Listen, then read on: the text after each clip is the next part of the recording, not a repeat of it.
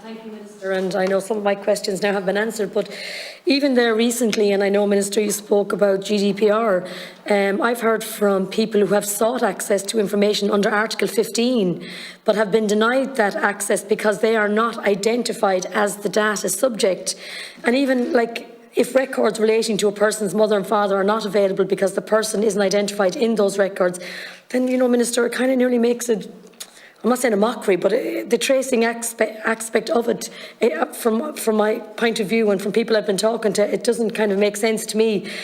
The other question I want to ask you about, and I know you spoke about counselling, the counselling aspect of this particular legislation and bill, but, Minister, this, I think, and for all of us, this is probably the most important legislation that we will, or bill that we will ever put through Leinster House and through the Dáil, because I just think it's so important that we get it right. But, I have to ask you about funding to do with the counselling, to do with resourcing, funding for TUSLA, but also even there recently, and look at our own government allocated 10 million to mental health, and this funding is not allocated yet. And the fears I have, Minister, is that we need to make sure that there is funding there, because this is going to be crucial going forward. And I want to even speak to you about the redress. That's another issue that we, that is so important, and rightly so.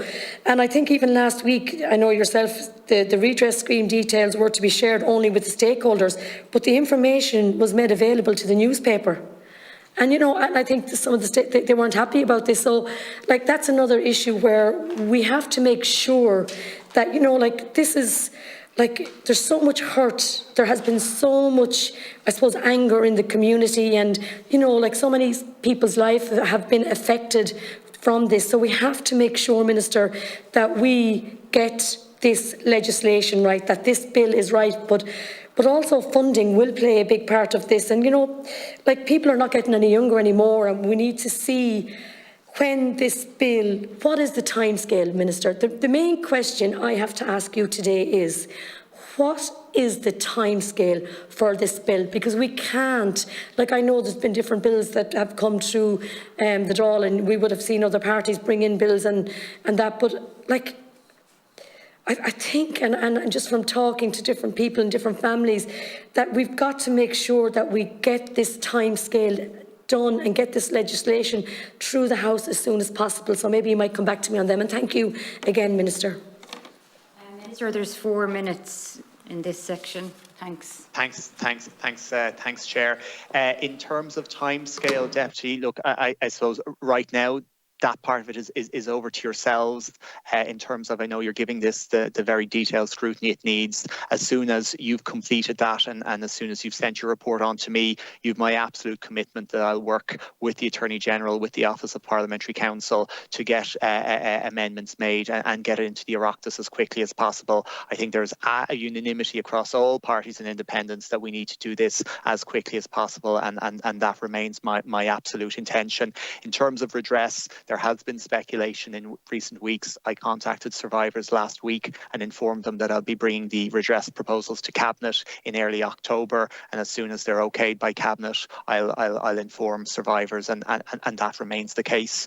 The issue of counselling, first of all, I'll deal with that in the context of this bill, and this bill, the final draft, will provide for counselling for mothers, for parents, and for adopted people seeking to use the processes. And we will ensure that counselling is there for those who want it. Not everybody wants or requires counselling, but it will be available to those who want it. But just in terms of wider supports, Deputy, when the Commission of Investigation report was published in January of this year, we had counselling provided through the National Counselling Service, NCS, in place, and that counselling and a specific stream accessible to survivors of mother and baby institutions continues to be accessible. And we got an update from them. It's fully funded. 158 individuals have sought access to that counselling since the publication of the report. I think about 80 in January of last year, and it has decreased in successive months. But that counselling is there. there. It's free to use for survivors of these institutions, and the details about accessing it are available on my department's website. And look, I can maybe circulate that to deputies as well. It might be something that you'd find useful to survivors who are coming to you.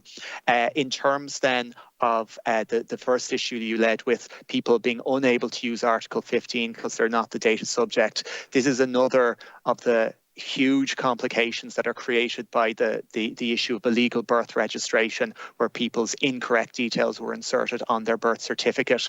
And this legislation seeks to address that.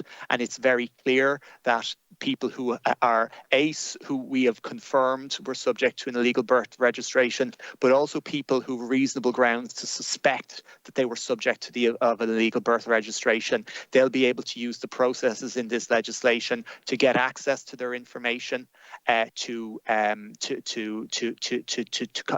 go on the contact preference register, to use the tracing service. And obviously those who are subject to illegal birth registrations can use the processes set out in Section 7 of the legislation to correct and protect their legal identity. Clarification, and I know I spoke about the timescale of the bill, Minister, and while I welcome that, I know we as a committee, we need to move forward with this, because one of the biggest issues about this is the timescale. And I'm just wondering, could you even yourself maybe look at putting a timescale on it? Because even though we are addressing witnesses, and we've all of us, but I mean, look, we can't be in this situation in 6 months' time, in another year's time, that this hasn't gone through the door.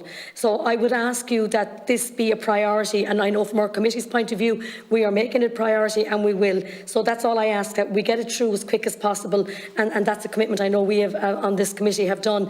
Can I just ask you, when you spoke about the counselling services, and you said it's on the website, and I want to thank you for that, has there been much of an uptake on these particular services, Minister? Because I think that's important, because there is definitely, you know, I think we need to maybe look at more of an awareness, maybe more information, and I always feel that's where we fall down. So I'm just wondering, what is the uptake, and are you looking at, do you think we need to maybe make more communications about this and more awareness about it? Thanks, Minister. I just also wanted to ask the Minister, and I do welcome the clarification on the legislation within the first 3 months to do with the, you know, particularly when it's enacted, to do with the communication. But I just think it's very important that when we speak about communication, and we speak with our stakeholders, that our message has to be that it's inclusive. Because, Minister, like, you know, we've got visually impaired, we have maybe people that have an intellectual disability, we have maybe people that will have literacy issues, maybe hearing issues. So I think it is important, Minister,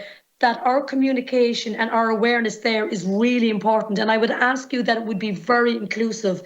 I just think that's important, because I always feel that's an issue that we do need to address. And the other issue is, can I ask you, Minister, are you looking at a centralised agency at any stage to help streamline the process for adopted people in accessing their own information?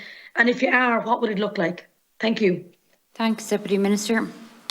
Thanks, Deputy. No, I take your point in terms of the importance of the inclusivity of these information measures, particularly in that 3-month period. It has to recognise it is going to be addressed to people who will know in, you know, their 80s or 90s, to people who are 16, people who've lived very different lives, many of whom won't be in Ireland anymore. So I absolutely bear that in mind, but I think that's a really important point to make.